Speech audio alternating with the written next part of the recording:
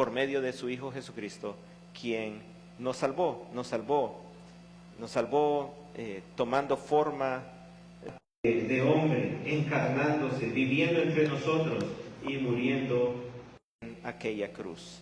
Él nos salvó por medio de la fe. Entonces, los que creen en esa obra del Señor Jesucristo, los que creen que Jesucristo es el Señor, los que creen que Dios le levantó de los muertos y lo confiesan como Señor, ellos entonces reciben la justificación, es decir, son legalmente declarados justos, sin pecado. El Señor ya no les toma en cuenta su pecado. Y entonces son herederos de la vida eterna. Esa hermosa realidad, hermanos, o esas hermosas realidades, ¿cómo no deben motivar a cada uno de nosotros a vivir una vida centrada en Cristo? Amén. Pues hasta ahora hemos estado hablando de conducta. Ahora queremos hablar de testimonio. Queremos hablar de buenas obras, porque en el versículo 13 y 14 del capítulo 2 dice que Él se dio a sí mismo, Cristo se dio a sí mismo, quien es el gran Dios, el Salvador, nuestro Señor. Él se dio a sí mismo para redimirnos, o sea, para pagar nuestra deuda, para darnos libertad y para purificar para sí un pueblo especial. Y dice, celoso de buenas obras. Esas buenas obras son las obras de Cristo Jesús, son las obras que dan testimonio poderoso de lo que Cristo Jesús ha hecho en nuestras vidas. Pues ahora, hermanos, vamos a hablar de eso. Ahora vamos a estar hablando de eso en Tito 3, del versículo 8 hasta el final. Pero antes, hermanos, de leer este pasaje y de estudiarlo, quiero hacerles una pregunta, hermanos. Si yo les preguntara a ustedes, ¿cuál es la organización que más ayuda a la sociedad? ¿Cuál es la organización campeona en buenas obras? Se ríe el hermano, ¿verdad? Porque estamos hablando. ¿La Cruz Roja, hermano? ¿La Cruz Roja? ¿Qué me responderían? ¿La Organización Mundial de la Salud? USAID. No, USAID ya no, ¿verdad? Porque Trump les dejó sin presupuesto, ¿verdad? La Cooperación Española, Alcohólicos Anónimos, Visión Mundial, Save the Children, el Fondo Hondureño de Inversión Social, FIS, existe todavía, hermano, no sé. No, ya no, ¿verdad? Seguro le cambiaron el nombre, ¿verdad? Y ahora se llama de otra forma, pero bueno. La Teletón. ¿Cuál de estas es la campeona en buenas obras, en ayuda a este mundo en el que vivimos? Quiero decirles, hermanos, algo que casi nadie se atreve a decir. Casi nadie lo dice. Pero desde hace alrededor de 2000 años, la campeona en buenas obras, en bendecir a la sociedad, en bendecir este mundo, ha sido y sigue siendo la iglesia del Señor Jesucristo. Nosotros, hermanos, hemos sido y seguiremos siendo los campeones en buenas obras. Obviamente, hermanos, muy pocas personas van a reconocer esto, ¿verdad? Porque no les conviene decirlo. Oh, la iglesia es la organización, institución, grupo de personas que más impacto tiene en el mundo. Nadie lo va a querer decir. Porque todos quieren sobresalir y todos quieren sacar pecho. Nosotros hacemos esto, nosotros hacemos lo otro. Mándennos su dinero, ¿verdad? Mientras que la iglesia no dice eso. Lo que la iglesia dice es, somos esclavos de Dios, representantes de Cristo, y todo lo que hacemos lo hacemos para exaltar a Cristo, para la gloria de Dios. Entonces el mundo no lo va a decir, hermanos, pero nosotros debemos decirlo. Pero también, hermanos, nosotros debemos ser cuidadosos de no descuidar nuestro testimonio, de no descuidar nuestro buen obrar en el mundo, de no descuidar que es la iglesia la que bendice al mundo y exalta a Cristo. Entonces, hermanos, vamos a leer ahí Tito 3, del 8 al 15. Tito 3, del 8 al 15 dice, palabra fiel es esta. Y en cuanto a estas cosas, quiero que hables con firmeza, para que los que han creído en Dios procuren ocuparse en buenas obras. Estas cosas son buenas y útiles para los hombres, pero evita controversias necias, genealogías, contiendas y discusiones acerca de la ley, porque son sin provecho y sin valor. Al hombre que cause divisiones después de la primera y segunda amonestación, recházalo, sabiendo que el tal es perverso y está pecando, habiéndose condenado a sí mismo. Versículo 12. Cuando te envíe a Artemas o a Tíquico, procura venir a verme en Nicópolis, porque he decidido pasar allí el invierno. Encamina con diligencia a Zenas, intérprete de la ley, y a Apolos, para que nada les falte, y que los nuestros aprendan a ocuparse en buenas obras, atendiendo a las necesidades apremiantes, para que no estén sin fruto. Todos los que están conmigo te saludan. Saluda a los que nos aman en la fe, y la gracia sea con todos ustedes. Hermanos, en este pasaje, en Tito capítulo 3, del versículo 8 al 15, Dios nos muestra 3 áreas de fidelidad para que seamos ese pueblo especial, celoso de buenas obras, es decir, ese pueblo que tiene un testimonio poderoso, que exalta a Cristo y que bendice al mundo. Estas son 3 áreas de fidelidad, o sea, 3 áreas en las que la iglesia debe ser cuidadosa, debe tener empeño, debe ser muy diligente en estas 3 áreas para no descuidar su testimonio en el mundo. Estas 3 áreas son las siguientes: la fidelidad en la enseñanza, está en el versículo 8, la fidelidad en la disciplina, versículo 9 al 11, y la fidelidad en la comunión, del versículo 12 al 15. Y esa fidelidad en la comunión, algunos lo podrían llamar la fidelidad en el amor los unos a los otros. Son 3 áreas, hermanos, en las que debemos ser fieles. Estas 3 cosas son buenas obras, no son las cosas que nos salvan, hermanos, porque nada de esto nos salva. Lo que nos salva ya lo hemos mencionado. Ahí en el versículo 5, el apóstol dice, Él nos salvó, no por obras que nosotros hubiéramos hecho, sino conforme a su misericordia. Es por gracia, hermanos, la salvación es por gracia. Ninguno de nosotros puede hacer algo para salvarse. No podemos hacer ninguna buena obra que nos otorgue la salvación. No podemos ofrecer nada, sino que tenemos que ser salvos por gracia, por medio de la fe en el Señor Jesucristo. Así que estas 3 cosas, hermanos, que vamos a estar hablando, no son cosas que tenemos que hacer para salvarnos, pero sino cosas que debemos hacer porque ya somos salvos. Porque ya somos salvos. Debemos ser fieles en estas 3 áreas para tener un poderoso testimonio que exalte a Cristo en el mundo y que bendiga al mundo en el cual vivimos. La primera área de fidelidad, hermanos, la primera área de fidelidad está ahí en el versículo 8. Leámoslo junto otra vez, dice, palabra fiel es esta. Y en cuanto a estas cosas, quiero que hables con firmeza para que los que han creído en Dios, procuren ocuparse en buenas obras. Estas cosas son buenas y útiles para los hombres. El apóstol Pablo comienza con esa expresión, palabra fiel es esta. Hermanos, esa expresión, hermanos, lo que está diciendo esto es firme. Esta es una constante, es algo inamovible, es incambiable, es inmutable. Y de hecho esto es algo en lo que todos deben estar de acuerdo, deben confiar y deben respetar. Todos deben acatar esto.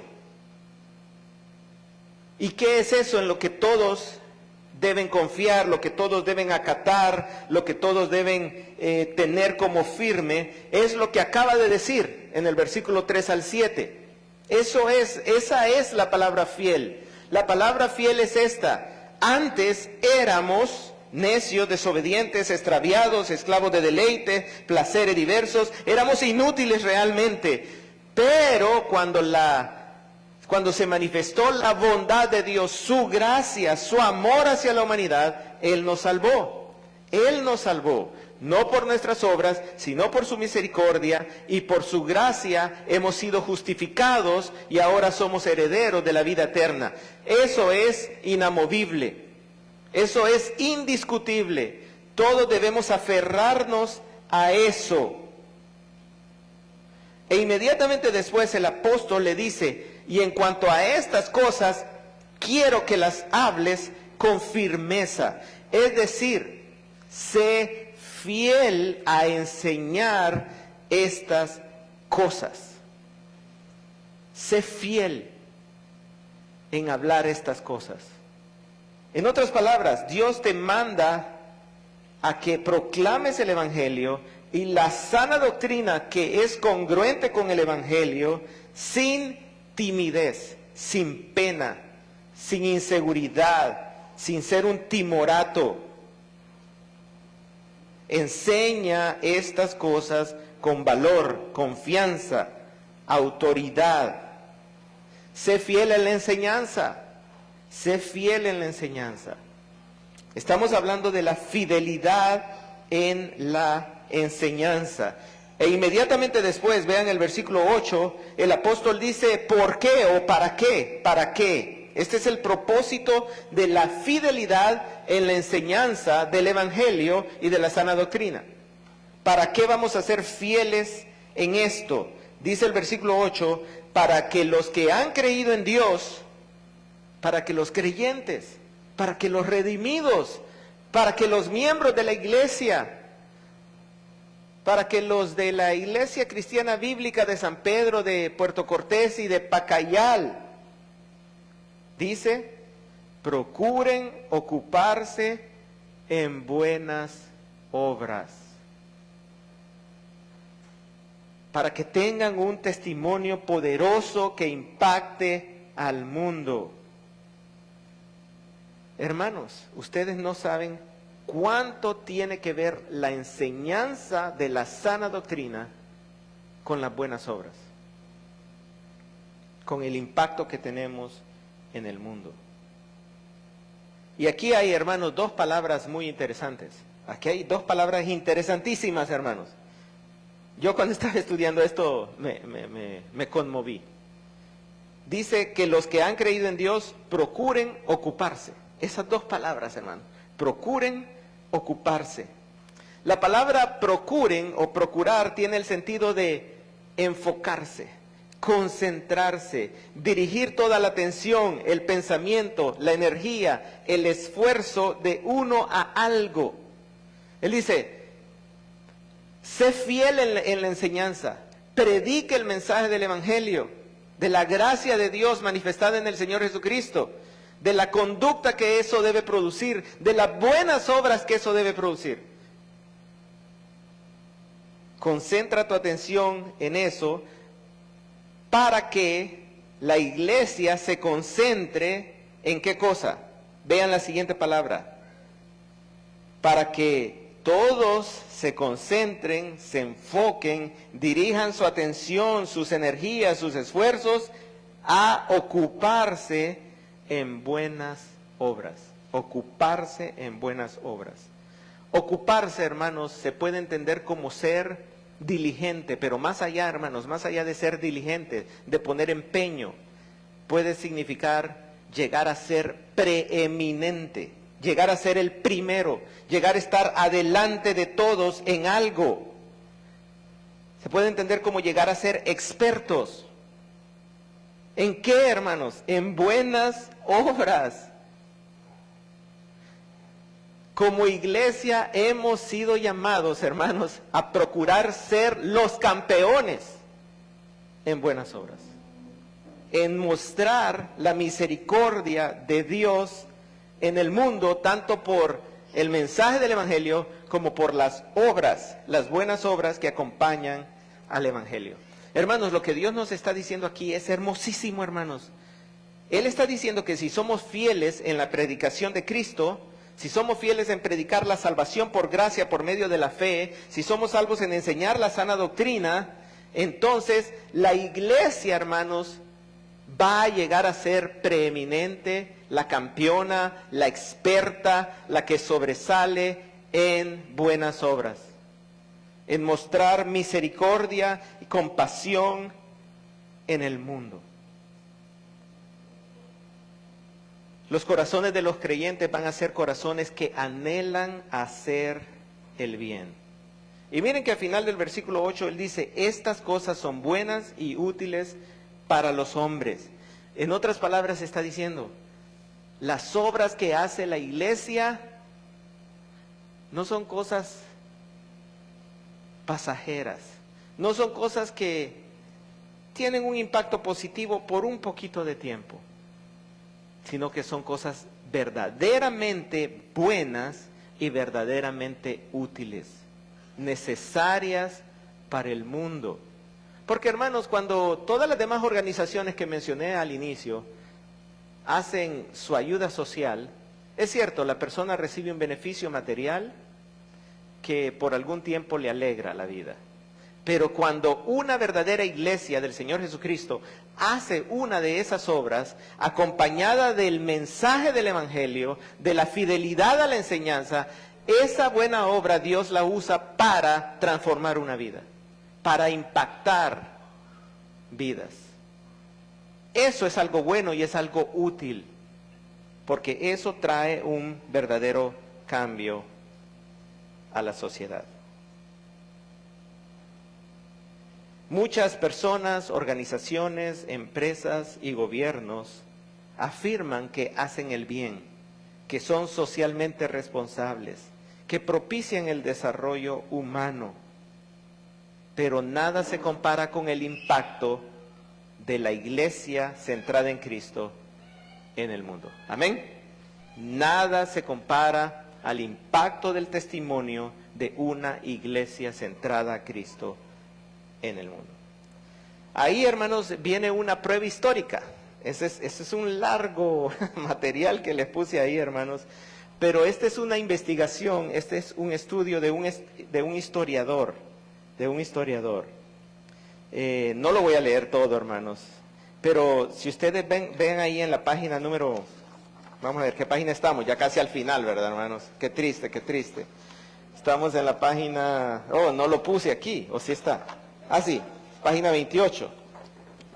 Entonces, solo le voy a leer algunos pedacitos. Dice, el sociólogo e historiador Rodney Stark presentó un argumento poderoso de que una de las principales razones por las que el cristianismo creció, mientras que el paganismo romano disminuyó en los siglos del I al IV, fue debido a la misericordia que los cristianos mostraron hacia las personas que sufrían físicamente, y en particular cómo demostraron misericordia durante las 2 plagas que devastaron el Imperio Romano. ¿Ok? Lo que este historiador investigó es por qué el paganismo romano decreció y el cristianismo aumentó. Y él dice que la razón principal fue por la misericordia, por las buenas obras de la iglesia durante las 2 plagas.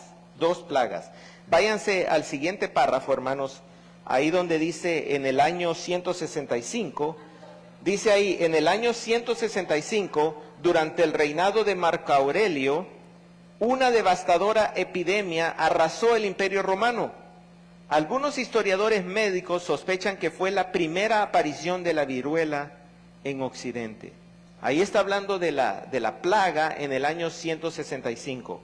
Ahora váyanse al fondo de esa página, de la página 28, en la penúltima línea, dice lo siguiente: en una carta pastoral escrita durante la segunda epidemia, en el año 251, el obispo Dionisio describió los eventos en Alejandría. Escuchen lo que estaba sucediendo en Alejandría. Al primer síntoma de la enfermedad, ellos, o sea, los paganos, apartaban a los que sufrían y huían de sus seres más queridos, arrojándolos a los caminos antes de que murieran y tratando los cadáveres insepultos como basura, con la esperanza de así evitar la propagación y el contagio de la enfermedad mortal. Pero hicieran lo que hicieran, les resultaba difícil escapar. Lo que está diciendo, hermanos, es que cuando habían estas 2 epidemias que mataron millones de personas, los paganos, cuando un ser amado presentaba el primer síntoma, inmediatamente para afuera, para afuera. Y no importaba quién fuera, la mamá, el papá, la esposa, la suegra, un hijo.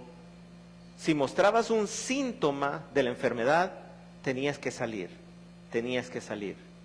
Eso es lo que hacían los paganos. Pero vean el siguiente párrafo, en la página 29.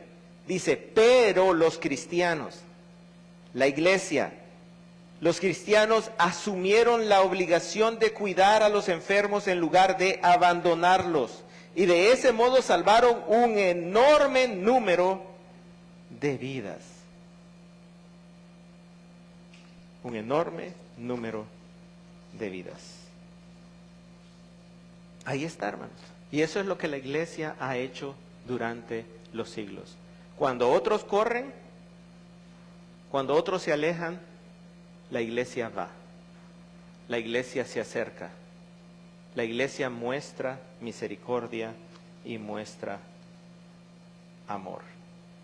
Así que, hermanos, debemos ser fieles a la predicación, fieles a la palabra del Señor Jesucristo, y así nuestro testimonio va a ser un testimonio poderoso, hermanos.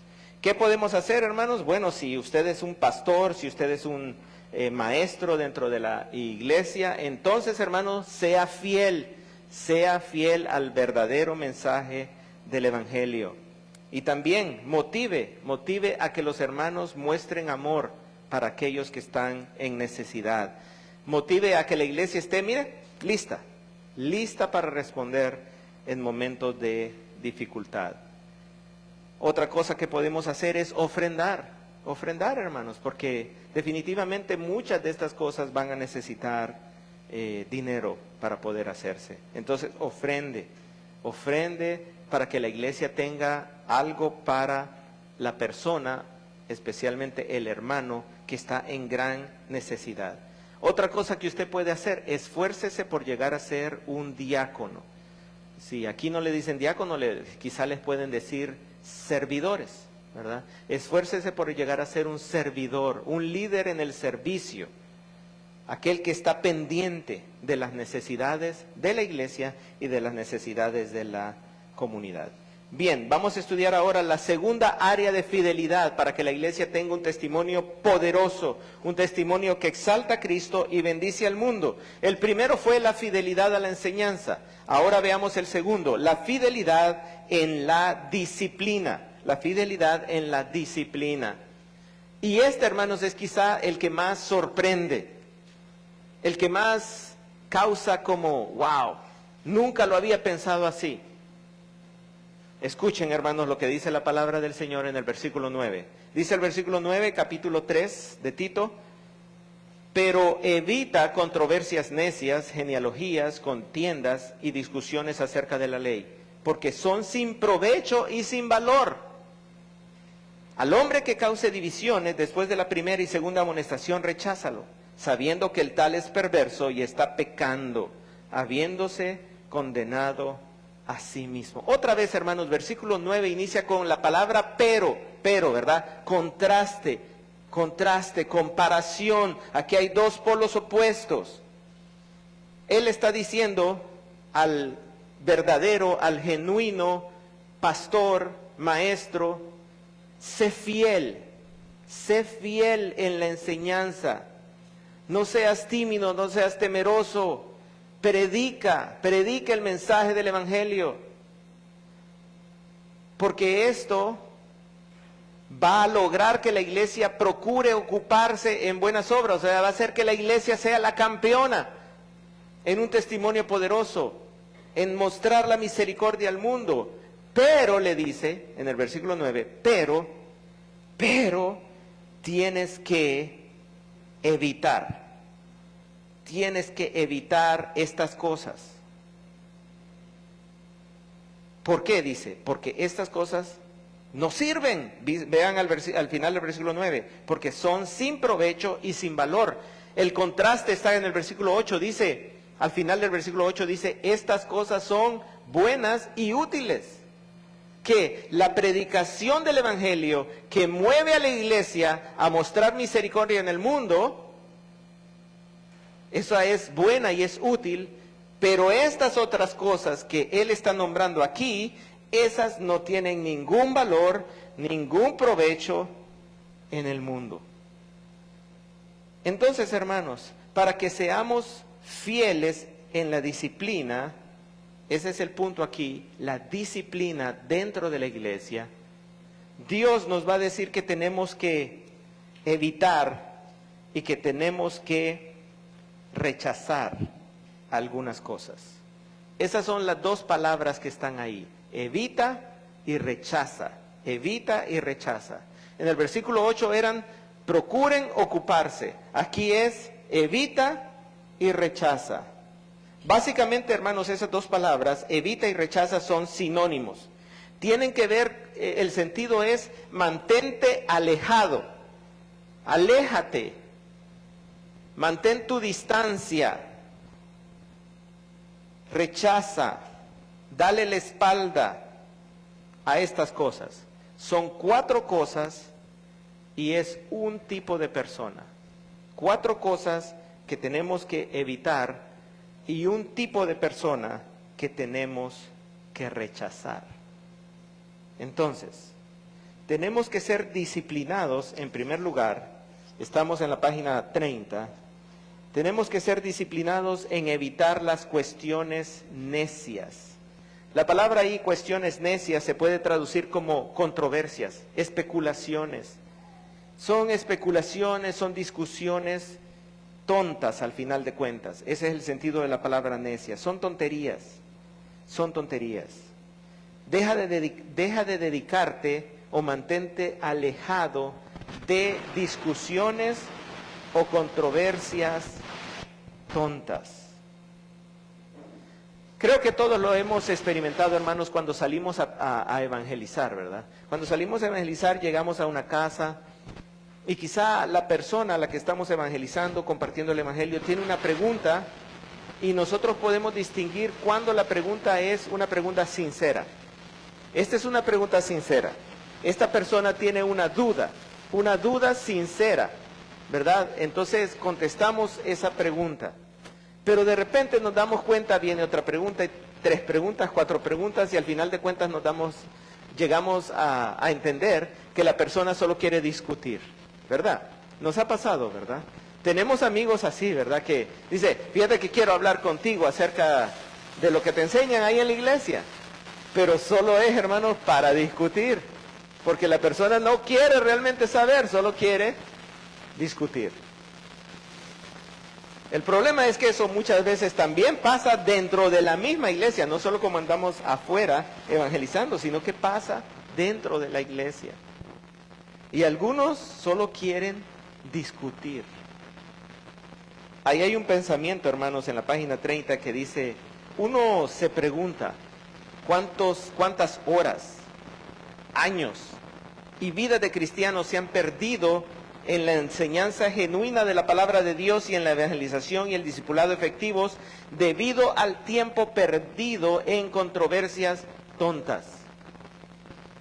Aunque las falsas doctrinas en sí mismas ciertamente son tontas, el punto de Pablo aquí es que perder el tiempo discutiendo sobre las falsas doctrinas es un comportamiento seriamente tonto por parte del pueblo de Dios. Dice, no pierdan el tiempo discutiendo sobre esas cosas. Sean fieles a predicar el mensaje del Evangelio, la sana doctrina, y manténganse alejados de las discusiones. No pierdan el tiempo en eso. No pierdan el tiempo en eso. Es tonto perder el tiempo en eso. La segunda cosa de la que debemos evitar, la que tenemos que evitar, son las genealogías, hermanos. En este pasaje, hermanos, una genealogía era una historia familiar. En aquel tiempo habían algunos judíos que se dedicaban a investigar la historia de su familia y hacían genealogías que iban hasta Abraham, por decirlo así. Ellos se dedicaban a ver cuál era su línea familiar. Pero lo hacían, hermanos, con el deseo de sobresalir.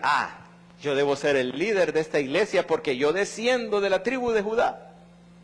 O yo soy un levita, ¿verdad? Entonces yo soy más espiritual, ¿verdad? Y aquí vamos a seguir las leyes del Antiguo Testamento, la circuncisión y todo lo demás. Aquí Dios dice, evita estas cosas. En estos tiempos diríamos que estas son historias y fábulas asombrosas que se inventa la gente. Debemos alejarnos de las alegorías, de las interpretaciones fantasiosas de las Escrituras. Debemos estudiar la Biblia fielmente. Si algunos pueden, hermanos, aquí entra la cuña publicitaria, asistir a CEPE, ¿verdad? Para aprender a estudiar la Biblia de una manera literal, histórica, gramatical, ¿verdad? Para que eviten las alegorías, las historias fabulosas, los cuentos. Otra cosa, hermanos, que debemos evitar para ser fieles en la disciplina es evitar las contenciones. Estamos ahí en el versículo 9. Dice, evita las contenciones o contiendas. Eso habla de luchas, pero está hablando de luchas amargas, de discusiones acaloradas que se ponen violentas. Dios no quiere que seamos pleitistas, sino que nos alejemos de los pleitos. Entonces, hermanos, dediquemos tiempo a explicar el mensaje del Evangelio, a explicar la sana doctrina. Si la persona vemos que lo único que quiere es discutir, entonces otra vez, hermanos, dejemos de perder el tiempo en esa persona que solo quiere discutir. Y por último dice ahí que debemos alejarnos de, vean el versículo 9, discusiones acerca de la ley. Discusiones acerca de la ley. Esto tiene que ver con los legalismos, hermanos, los legalismos. Debemos desechar las discusiones acerca de la ley.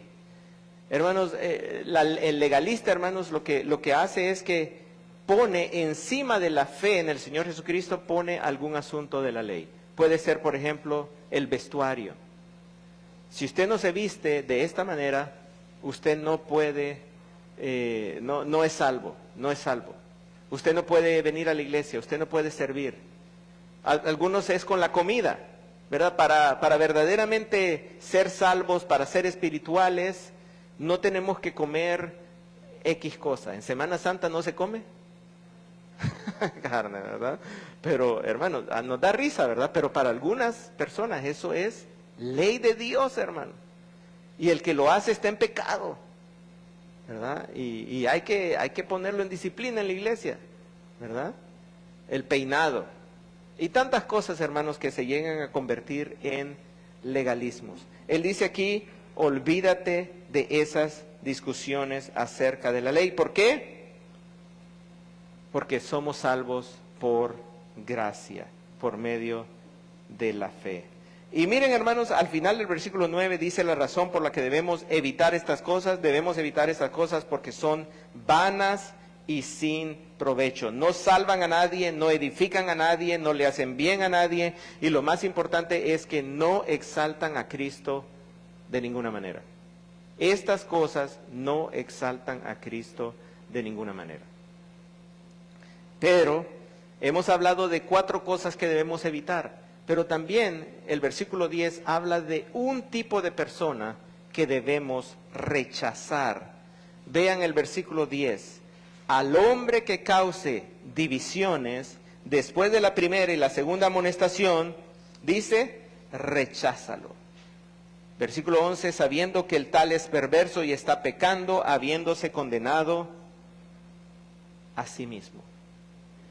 Ahí donde dice el hombre que causa divisiones, en el griego, hermanos, literalmente dice al hombre herético, al hombre herético, al hombre que enseña cosas diferentes, al hombre que no se somete a la palabra de Dios, que no se somete a la sana doctrina, al hombre que está trayendo elementos de otras enseñanzas, de otras filosofías y las quiere mezclar con la palabra del Señor.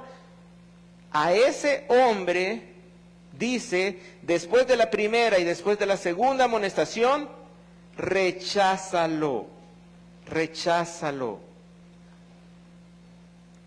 Hermanos, ¿y qué es esto, hermanos? ¿Qué es este mensaje ahí de la primera y la segunda amonestación? Simplemente, hermanos, es lo mismo que dice en Mateo, capítulo 18, del versículo 15 en adelante. Ahí está el proceso de disciplina en la iglesia. ¿Y qué es lo que enseña? Dice, si tu hermano está en pecado, ve y repréndelo tú, a solas, a solas. Si el hermano te escucha, has ganado a tu hermano. Primera amonestación. Pero si no le escucha, entonces toma a 2 o 3 testigos para que conste toda palabra en boca de esos 2 o 3 testigos. Si tu hermano lo escucha, has ganado a tu hermano. Y si no, entonces trae el caso a la iglesia. Es lo mismo que está diciendo aquí, hermanos. Es el proceso de disciplina. Al que ande causando divisiones porque está peleando por legalismos, por misticismos, por herejías, al que está enseñando otra cosa diferente a la que enseña la palabra del Señor, entonces dice, una amonestación, 2 amonestaciones, y si sigue, recházalo, recházalo. En otras palabras, aléjate de él, aléjate de él. Es posible, hermanos, que eso implique expulsarlo de la membresía. Y algunos se molestan cuando hablamos de la expulsión de la membresía, porque dicen, ¿cómo puede el pastor o los pastores de la iglesia saber que esa persona no es cristiana? Que hasta están diciendo que no es un miembro de la iglesia. Pues es que el versículo 11, miren lo que dice, sabiendo que el tal es perverso y está pecando y se ha condenado a sí mismo. Lo que está diciendo es que el Señor apoya la decisión de la iglesia. Si esta persona, después de 1 o 2 amonestaciones, insiste en enseñar estas cosas, el Señor mismo dice, es perverso, está pecando. Y la condenación se la pone a sí mismo, a sí mismo. Hermanos, a veces tendremos que aplicar la disciplina dentro de la iglesia. Y este pasaje, hermanos, aquí nos está diciendo que debemos ser fieles a la disciplina. ¿Por qué? Porque si no somos fieles a la disciplina, no estamos haciendo nada de provecho, no estamos haciendo nada útil y estamos evitando que se predique la verdadera palabra del Señor, que es la que sí mueve a la iglesia a tener un poderoso testimonio cristocéntrico. Bien, ahora vamos a ver la tercera área de fidelidad, la tercera área de fidelidad a la comunión. Vamos entonces al versículo 12 al 15. Miren lo que dice ahí, hermanos. Cuando te envíe a Artemas o a Tíquico, procura venir a verme en Nicópolis, porque he decidido pasar ahí el invierno. Encamina con diligencia a Zenas, intérprete de la ley, y a Apolos, para que nada les falte, y que los nuestros aprendan a ocuparse en buenas obras. Otra vez, ¿escuchan?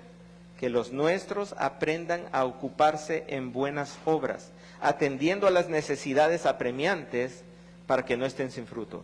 Todos los que están conmigo te saludan. Saluda a los que nos aman en la fe. La gracia sea con todos. Hermanos, ¿qué va a decir el hermano de este versículo, de estos versículos, verdad? ¿Qué es esto, verdad? Solo parecen como una despedida, como, bueno, ya quiero terminar esta carta, así que te doy estas últimas instrucciones. Te doy estas últimas instrucciones, ¿verdad? Te voy a enviar a Artemas, te voy a enviar a Tíquico. Cuando lleguen, entonces tú ven a visitarme. Va a llegar Zenas también y Apolos. Ayúdales para que no le falte nada en el camino. Aquí te mandamos saludos todos los que estamos acá. La gracia sea contigo, ¿verdad? O sea, ¿qué se puede decir de todo esto, hermanos? Pues hay mucho que decir, hermanos. Hay mucho que decir. Y lo que tenemos que decir es esto, hermanos, que aquí Dios nos está haciendo un llamado a la fidelidad en la comunión, a la fidelidad en el amor los unos con los otros. Y vamos a ver 3 áreas de esta fidelidad en la comunión. Estas 3 áreas son la comunión con los misioneros, la comunión con los necesitados y la comunión con los presentes y ausentes. Estas son 3 áreas de la comunión dentro de la iglesia. La primera, hermanos, la comunión con los misioneros. Vean ustedes ahí, hermanos, en los versículos 12 y 13. Ahí se mencionan 6 nombres, por lo menos, 6 nombres. Véanlo ahí, hermanos, versículos 12 y 13. Artemas, Tíquico, Zenas, Apolos, y obviamente el que está escribiendo la carta, Pablo, y el que la recibe, Tito. Entonces, hermanos, son 6 nombres ahí involucrados, son 6 personas. ¿Saben lo que eso implica? Que había un equipo misionero. Por eso estamos hablando de la comunión entre los misioneros, o la comunión con los misioneros. Lo que tenemos que observar aquí, hermanos, es que el apóstol Pablo no era un llanero solitario plantando iglesias entre los gentiles.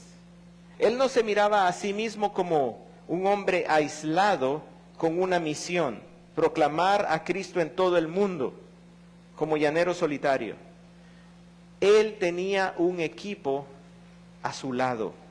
Él tenía colaboradores. Él anhelaba tener colaboradores. Él entrenaba a sus colaboradores. Él le dedicaba tiempo y esfuerzo a sus colaboradores y él amaba a sus colaboradores. Haciendo un estudio del Nuevo Testamento, podemos encontrar muchos nombres de personas que colaboraron con el apóstol Pablo. Por ejemplo, Bernabé, Marcos, Silas, Timoteo, Tito, Lucas, Aquila, Epafrodito, Apolos, Epafras, Tíquico, Aristarco, Demas, Silvano, también mujeres como Damaris, Lidia, Priscila, Febe, María, Trifena, Trifosa, Ninfa, Eudia, Evodia, Sintique. Aquí hay una lista de ideas para sus bebés, ¿verdad? Si no han nacido, aquí hay bonitos nombres para su bebé. Y seguramente, hermanos, hay más. Esta es una lista que yo pude sacar, pero seguramente Pablo tuvo más colaboradores. Entonces lo que vemos, hermanos, es que había un equipo misionero. ¿Y cómo los trataba el apóstol Pablo? En el Nuevo Testamento encontramos que el apóstol Pablo lo llamaba amado consiervo en el Señor, amado hijo, verdadero hijo en la fe, médico amado, verdadero hijo en la común fe, amado hermano, querido hermano, colaborador conmigo en el reino de Dios, escogidos en el Señor, colaboradores conmigo en Cristo Jesús, siervos de Jesucristo, obreras del Señor, querida hermana, hospedador mío, compañero de prisión, compañero de milicia, fiel ministro, fiel compañero. Hermanos, aquí hay un equipo misionero y aquí hay comunión. Aquí hay amor.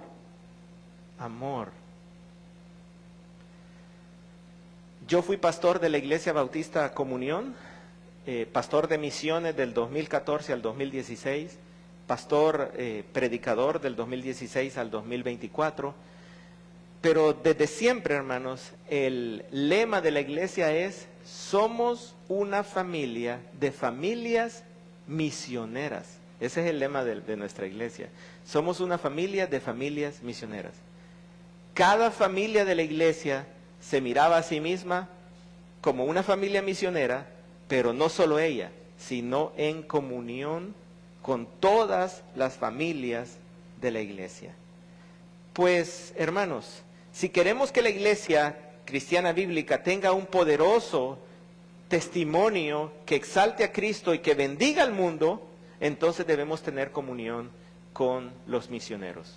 Tenemos que tener comunión con los que salen de esta, bueno, no es aquí, ¿verdad? Pero de las 4 paredes donde ustedes se reúnen y que van a Puerto Cortés, que van a Pacayal, que van a Balfate, que van a no sé dónde más han ido ustedes o donde están yendo.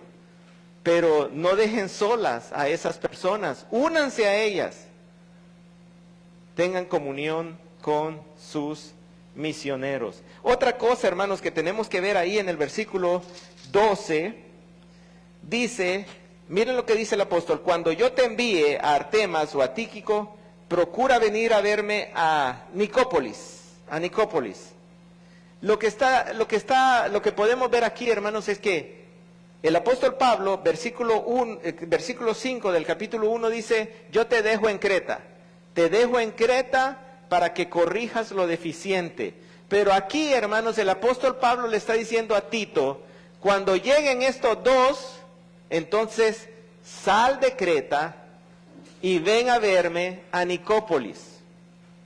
¿Qué es lo que le está diciendo, hermanos, el apóstol Pablo a Tito? Tú no vas a estar en Creta para siempre. No vas a estar en Creta para siempre. Dentro de un poco de tiempo van a llegar otros dos. Artemas o Tíquico. Estos van a llegar, tú vente. ¿Se imaginan, hermanos, que Tito le hubiera dicho, yo por qué me voy a ir? Si yo aquí estoy bien tranquilo, yo estoy feliz aquí en Creta. Los hermanitos me aman. Aquí en la iglesia bíblica, en la iglesia cristiana bíblica, aquí en San Pedro, yo no me muevo jamás de esta iglesia. Uy, que el pastor me diga que me voy a ir allá a trabajar con otro hermano en otro barrio, en otra ciudad. No, yo aquí estoy bien. Aquí soy el encargado de este ministerio, del otro ministerio. Yo no me muevo de aquí. Pues, hermanos, lo que estamos viendo es que ninguno de ellos se adueñaba de la misión. Ninguno de ellos decía, este es mi lugar, esto es mío, sino que todos funcionaban como un equipo misionero. Todos ponían la obra del Señor Jesucristo en primer lugar. Todos se sacrificaban, todos estaban dispuestos a sacrificarse por la obra. Y realmente aquí, hermanos, es por la obra, porque miren que el apóstol Pablo le dice, ven a verme a Nicópolis, porque he decidido pasar allí el invierno. Lo que creen los historiadores, hermanos, es que Nicópolis está en el camino hacia España, que es el siguiente lugar donde el apóstol Pablo quería ir. O sea que el apóstol Pablo le está diciendo a Tito, vente porque tengo planes, quiero ir a otro lugar, quiero que la misión siga en otro lugar. Y Tito seguramente de buen agrado fue. Así que había comunión entre los misioneros, y no solo eso, también había un compromiso de apoyar a los misioneros. Vean ahí del versículo 13, dice, encamina con diligencia a Zenas, intérprete de la ley, y a Apolos, para que nada les falte. Aquí, hermanos, lo que los comentaristas dicen es que seguramente Zenas y Apolos fueron los que le llevaron la carta. Acuérdense, el apóstol Pablo escribe la carta a Tito, pero ¿quién se la va a llevar? ¿UPS? ¿FedEx? No, entonces se la llevó Zenas y Apolos. Zenas y Apolos le llevan la carta a Tito. Ahora Zenas y Apolos deben regresar, y lo que el apóstol Pablo le dice a Tito es, no los mandes con las manos vacías. Ellos son tus compañeros en la misión. Encamínalos para que nada les haga falta. Provéeles todo lo necesario. Así que, hermanos, vemos aquí entonces, en cuanto a la fidelidad en la comunión, la primera área de fidelidad en la comunión es la comunión con los misioneros, la comunión con los evangelistas, la comunión, hermanos, entre todos nosotros para hacer crecer el mensaje del evangelio en todo lugar. Amén. Vamos a ver entonces la segunda área de comunión. La segunda área de comunión es la comunión con los necesitados. Vean el versículo 14. Versículo 14. Dice, y que los nuestros aprendan a ocuparse en buenas obras, atendiendo a las necesidades apremiantes, para que no estén sin fruto. ¿Ven cómo inicia ese versículo 14, hermanos? El versículo 14 en mi Biblia inicia con ese y. Y que los nuestros aprendan a ocuparse en buenas obras. Pero hermanos, en el griego, hermanos, aquí es una construcción que se puede traducir de la siguiente forma. Escuchen, hermanos. Una vez más te lo digo. Algo así se puede traducir. Te lo voy a repetir una vez más. Déjame insistir en esto. ¿En qué? En que los nuestros, ¿quiénes son los nuestros? La iglesia, los hijos de Dios, los que creen en Dios, como decía antes, aprendan a ocuparse en buenas obras. Que agarren el hábito, eso significa ahí aaprendan, agarren el hábito a que se acostumbren, que sea una característica, que sea propio de su identidad. ¿El qué? Ocuparse, ya lo vimos en el versículo 8, significa ser preeminente, ser un experto, ser el campeón en buenas obras. Nada más que aquí, hermanos, él se va a referir a algo bien específico.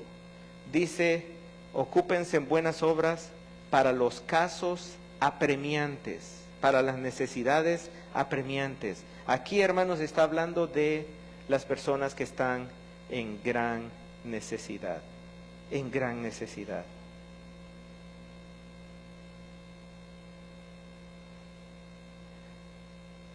Ahí donde dice, hermanos, necesidades apremiantes o casos de necesidad, escuchen esto, hermanos. Lo que está diciendo este versículo es que los cristianos deben ayudar especialmente, no solo, pero especialmente en los casos de absoluta o vital necesidad. Escuchen esto, es hermoso, hermanos. Pongan atención a esto. Yo sé que la hora es pesada. ¿Están pensando en el almuerzo? No, ¿verdad? Escuchen. Los cristianos deben ser los primeros, deben ser los preeminentes, deben ser los campeones en hacer buenas obras, o sea, ayudar, mostrar misericordia en los casos de extrema necesidad. ¿Qué significa extrema necesidad?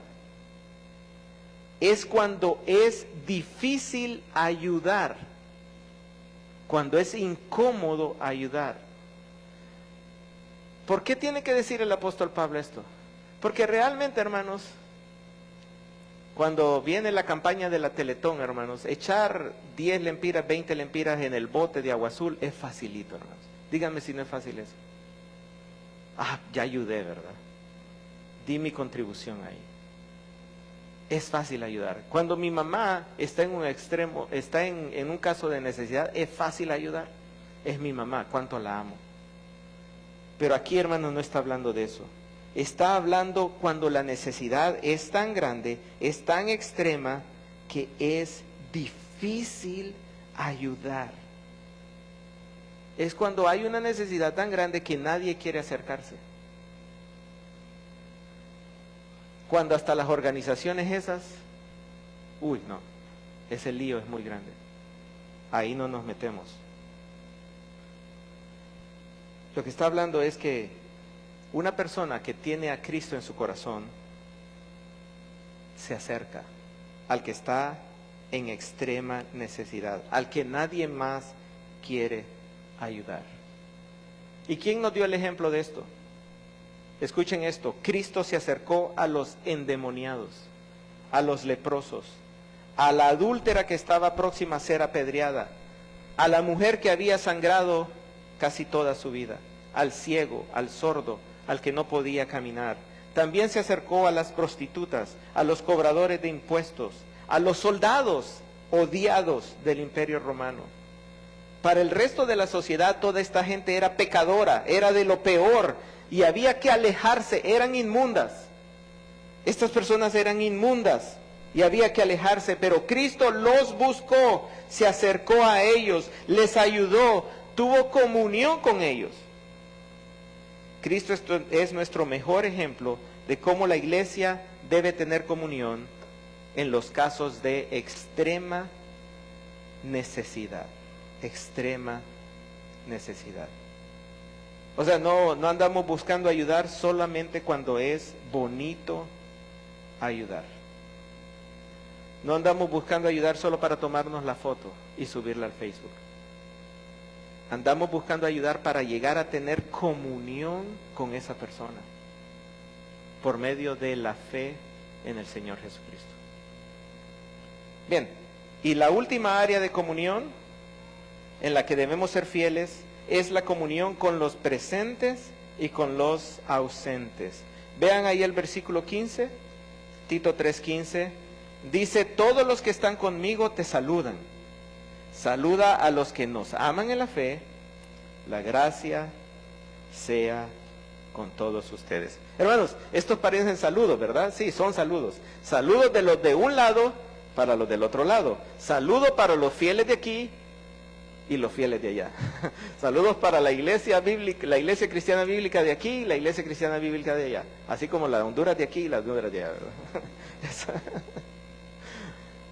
Esto nos muestra, hermanos, que algunos estaban presentes, pero otros estaban ausentes. Pero estaban en comunión. A pesar de la separación física, de la distancia física, estaban unidos, tenían comunión. Y habían 4 cosas que los unían. En primer lugar, un mismo sentir, un mismo sentir. Vean que el apóstol Pablo dice: todos los que están conmigo, o sea, todos aquí nos unimos para saludarlos a ustedes. Estamos en un mismo sentir, tenemos un mismo corazón hacia ustedes. Todos nosotros aquí les amamos y les enviamos saludos. Todos los que están conmigo te saludan en un mismo sentir. Pero también había amor, Mire que el versículo 15 dice: saluda a los que nos aman en la fe. ¿Y cómo es que el apóstol Pablo sabe que lo aman? Oh, qué orgullo del apóstol Pablo. Dice: saludos a los que me aman. ¿Y cómo sabe que lo aman? Sabe que lo aman porque están en Cristo Jesús. Y sabe, él está seguro que los que están en Cristo Jesús tienen un amor sincero los unos por los otros. Sabe que entre hijos de Dios el amor trasciende fronteras y se conserva y se mantiene a pesar de las distancias, a pesar del tiempo. Entonces había un mismo sentir, había amor, pero también había fe. Vean, dice el versículo: saludos a los que nos aman en la fe. La verdad del Señor los une. Y por último, el otro vínculo que los unía era la gracia. Dice al final del versículo: la gracia sea con todos ustedes. Aquí, hermanos, no está hablando de la gracia específica, que es la manifestación de Cristo. Aquí está hablando de la gracia continua, de la gracia de todos los días, de la gracia que nos capacita para vivir día tras día. La gracia que nos permite tener comunión, la gracia que nos permite perdonarnos, que nos permite apoyarnos para que seamos fieles al Señor Jesucristo. Hermanos, hemos tenido un gran estudio, hermanos. Terminamos. Pastor, Leo, ¿salió? Terminé, pastor. Bueno, ahí le dicen, porque salió. Él pensó que no íbamos a terminar, hermano. Sí, pensó que no íbamos a terminar. Y realmente, hermanos, yo también pensé que no íbamos a terminar. Pero siento, hermanos, que hemos hecho un buen estudio. Siento que, aunque hemos ido rápido, pero no es que hemos sido descuidados. Hemos tratado de cubrir casi todo, hermanos. Amén. Casi todo. Y aquí en la primera página, hermanos, ustedes pueden ver lo que hemos visto durante este fin de semana Vimos primeramente una introducción, quién escribió la carta, cuál era el propósito de la carta. Luego vimos las bases de una iglesia cristocéntrica. ¿Cuál es la gran base de una iglesia cristocéntrica? ¿Qué?